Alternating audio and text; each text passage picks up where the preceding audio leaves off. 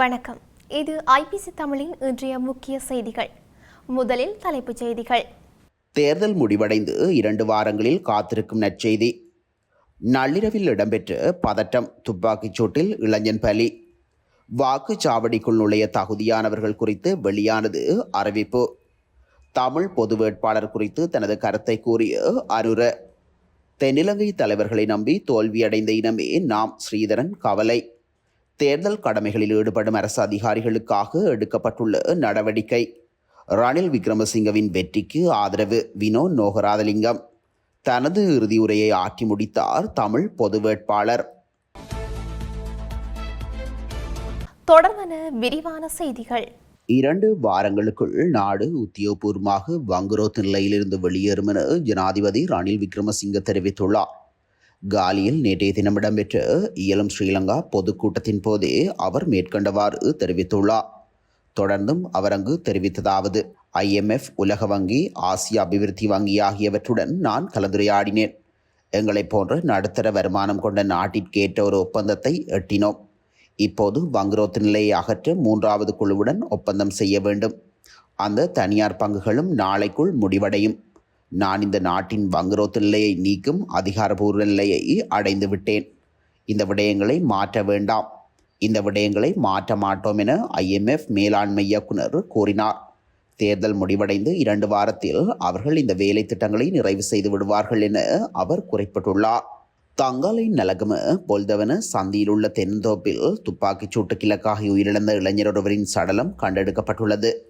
நேற்றிரவு சடலம் மீட்கப்பட்டுள்ளதாக தங்காலை தலைமையக போலீசார் தெரிவித்துள்ளனர். தங்காலை நலகலமவை வசிப்பிடமாக கொண்ட தேஷான் எரந்த என்று 33 வயதுடைய திருமணமாகாத கால்நடை உரிமையாளரே இவ்வாறு உயிரிழந்துள்ளதாக போலீசார் தெரிவிக்கின்றனர். மாடு கட்டச் சென்ற இளைஞன் வீடு திரும்பாத நிலையில் குடும்பத்தினர் தேடிய போது சடலமாக மீட்கப்பட்டதாக போலீசார் தெரிவித்துள்ளனர். சடலம் தங்கல்ல ஆதார வைத்தியசாலைக்கு கொண்டு வரப்பட்டுள்ளதுடன் சம்பவம் தொடர்பில் தங்கல்ல போலீசார் விசாரணைகளை மேற்கொண்டுள்ளனர். எதிர்வரும் செப்டம்பர் 21 இடம்பெறவுள்ள ஜனாதிபதி தேர்தலின் போது வாக்குச்சாவடிகளுக்குள் நுழைய அங்கீகரிக்கப்பட்ட நபர்களை இலங்கை தேர்தல்கள் ஆணைக்குழு அறிவித்துள்ளது. அந்தந்த வாக்குச்சாவடியில் பதிவு செய்யப்பட்ட வாக்காளர்கள், வாக்குச்சாவடி பணியாளர்கள் மற்றும் தேர்தல் பணிகளுக்காக ஒதுக்கப்பட்ட காவல்துறை அதிகாரிகள் உள்ளிட்ட குறிப்பிட்ட நபர்கள் மட்டுமே வாக்குச்சாவடிக்குள் அனுமதிக்கப்படுவர் என்று ஆணைக்குழு தெரிவித்துள்ளது. மேலும் தேர்தலில் போட்டியிடும் ஜனாதிபதி வேட்பாளர்கள், அவர்களது தேர்தல் முகவர்கள், அங்கீகரிக்கப்பட்ட முகவர்கள், பிரதேச முகவர்கள் மற்றும் முறையாக நியமிக்கப்பட்ட வாக்களிப்பு முகவர்கள் ஆகியோருக்கும் அனுமதி வழங்கப்பட்டுள்ளது. அத்தோடு தேர்தல் ஆணையகத்தால் அங்கீகரிக்கப்பட்ட உள்ளூர் அல்லது வெளிநாட்டு தேர்தல் கண்காணிப்பு அமைப்புகளின் பிரதிநிதிகள் மற்றும் அந்தந்த தேர்தல் அதிகாரிகளால் அங்கீகரிக்கப்பட்ட அதிகாரிகள் நுழைய அனுமதிக்கப்படுகின்றார்கள். இந்த நிலையில் வாக்குப்பதிவு மற்றும் எண்ணும் மற்றும் மையங்களில் சட்டவிரோத செயல்கள் தவிர்க்கப்பட வேண்டும் என தேர்தல்கள் ஆணைக்குழு சுட்டிக்காட்டியுள்ளது. தொலைபேசிகளை பயன்படுத்துதல், புகைப்படம் எடுத்தல், காணொலி பதிவு செய்தல், துப்பாக்கி வைத்திருத்தல் மற்றும் புகைப்பிடித்தல் அல்லது மது அருந்துதல் ஆகியவை சட்டவிரோத செயல்களாக தெரிவிக்கப்பட்டுள்ளது. இதேவேளை மது அல்லது மற்ற போதைப் பொருட்களின் போதையில் இருக்கும்போது மையங்களுக்குள் நுழைவதும் தடை செய்யப்பட்டுள்ளமை குறிப்பிடத்தக்கது. எந்த ஒரு அரசியல் கட்சிக்கும் அல்லது அரசியல் சமூக அமைப்புக்கும் தமது தரப்பிலிருந்து ஒரு வேட்பாளரை முன்னிறுத்தும் உரிமை உள்ளது என தேசிய மக்கள் சக்தியின் ஜனாதிபதி வேட்பாளர் அனுரகுமார திசாநாயக்க தெரிவித்துள்ளார்.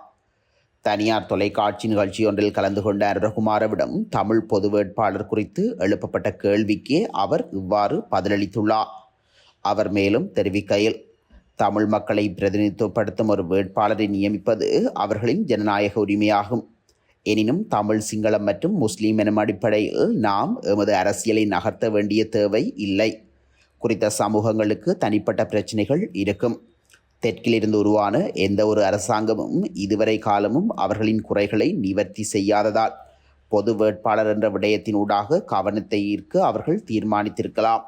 இருப்பினும் நாம் பிரிவினைவாத அரசியலை விடுத்து அனைவரும் ஒன்றிணைந்த அரசியலை முன்னகர்த்த வேண்டும். எவ்வாறாயினும் இதன் மூலம் அவர்கள் கூற முற்படும் செய்திகள் மற்றும் கருத்துக்களை எம்மால் புரிந்து கொள்ள முடிகின்றது. தமிழ் பொது வேட்பாளர் பெறும் வாக்குகளின் மூலம் தமிழ் சமூகம் எதிர்பார்க்கும் விடயங்களையும் எம்மால் மதிப்பிட முடியும் என அவர் கூறியுள்ளார்.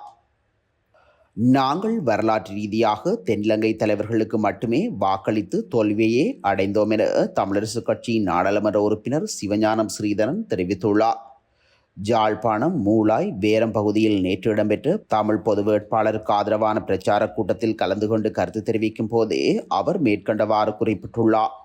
அவர் மேலும் கூறுகையில், நாம் 2010ஆம் ஆண்டு அப்போதைய ஜனாதிபதி வேட்பாளர் சரத் பொன்சேகாவை ஆதரித்து தோல்வியடைந்தோம். 2019ஆம் ஆண்டு அப்போதைய ஜனாதிபதி வேட்பாளராக இருந்த சஜித் பிரேமதாசவை ஆதரித்து தோல்வியடைந்தோம். 2015ஆம் ஆண்டு மைத்ரிபால ஸ்ரீசேனவை ஆதரித்து அவர் வெற்றியடைந்திருந்தாலும் எமக்கான உரிமைகளை அவர் மீட்டுத் தரவில்லை என அவர் மேலும் தெரிவித்துள்ளார். தேர்தல் கடமைகளில் ஈடுபடும் அரசு அதிகாரிகள் மற்றும் பாதுகாப்பு உத்தியோகத்தர்களுக்காக விசேட தொடரூந்துகளை இயக்குவதற்கு நடவடிக்கை எடுக்கப்பட்டுள்ளது. இதன்படி கொழும்பு கோட்டைக்கும் காங்கேசன்துறைக்கும் இடையில் விசேட தொடரூந்துகளை இயக்குவதற்கு தொடருந்து திணைக்களம் நடவடிக்கை எடுத்துள்ளது. இதேவேளை ஜனாதிபதி தேர்தல் அன்று 21/9/2024 அன்று தொடருந்து நேர அட்டவணை வழமை போன்று நடைமுறைப்படுத்தப்படும் என தொடருந்து பிரதி முகாமையாளர் நந்தன இண்டிபோலகே தெரிவித்துள்ளார். மேலும் ஜனாதிபதி தேர்தலுக்கு அடுத்த நாள் 22ஆம் தேதி ஞாயிற்றுக்கிழமை நீண்ட தூர தொடருந்துகள் சேவையில் ஈடுபடும் எனவும் குறுகிய தூர தொடருந்துகளில் சில குறைப்புகள் ஏற்படக்கூடும் எனவும் அவர் தெரிவித்துள்ளார். எதிர்வரும் ஜனாதிபதி தேர்தலில் ஜனாதிபதி ரணில் விக்ரமசிங்கவின் வெற்றிக்கு ஆதரவு வழங்குவதாக தமிழ் தேசிய கூட்டமைப்பின் வன்னி மாவட்ட நாடாளுமன்ற உறுப்பினர் வினோ நோகராதலிங்கம் தெரிவித்துள்ளார். கொழும்பு ஃப்ளவர் வீதியில் அமைந்துள்ள ஜனாதிபதியின் அரசியல் காரியாலயத்தில் இடம்பெற்ற ஊடக மாநாட்டில் அவர் இதனை அறிவித்துள்ளார்.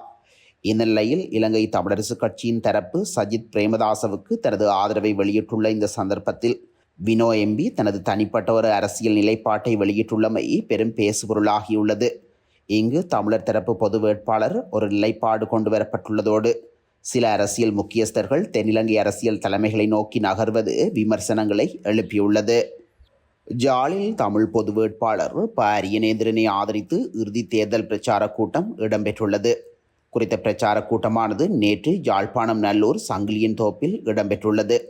இதன்போது கருத்து தெரிவித்த பொது வேட்பாளர் அரியநேந்திரன், ஈழத்தமிழ் மக்கள் பல அகிம்சை ரீதியாக போராடி அதன் பின்னர் ஆயுத ரீதியாகவும் போராடி வந்த நிலையில் முள்ளிவாய்க்கால் பேரவலத்திற்கு பின்னர் தற்போது இராஜாங்க ரீதியாக போராடி கொண்டிருக்கின்றனர்.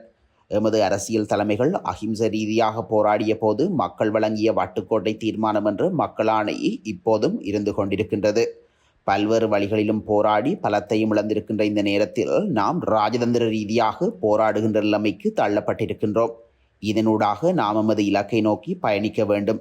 இப்போது நாம் முன்னெடுத்துள்ள பயணம் பதவிக்கானது அல்ல. எமது இனத்தின் அடையாள குறியீடாகவே இத்தேர்தலில் போட்டியிடுகின்றேன்.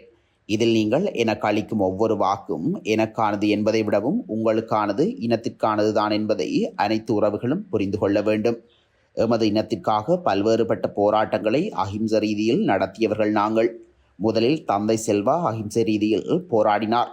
அதன் பின்னர் தலைவர் பிரபாகரன் போராடியிருந்தார் என அவர் மேலும் சுட்டிக்காட்டியுள்ளார். இத்துடன் இன்றைய முக்கிய செய்திகள் நிறைவடைகின்றன. தொடர்ந்தும் செய்திகளை அறிந்து கொள்ள ஐபிசி தமிழ் நியூஸ் என்ற எமது யூடியூப் பக்கத்தினூடாக இணைந்திருங்கள். நன்றி.